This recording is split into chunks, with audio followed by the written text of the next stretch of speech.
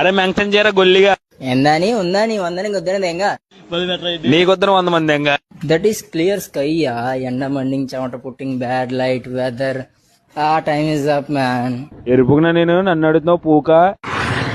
నేను ఎర్ర పూకుని రే 10 మందితో రా 10 పెంచుకుంటూరా 10 సార్లు రా ఒక్కడనే వస్తా చెమట పట్టకుండా చంపేస్తా నీ అబ్బా కబర్దా. సలాం వాలేకుం.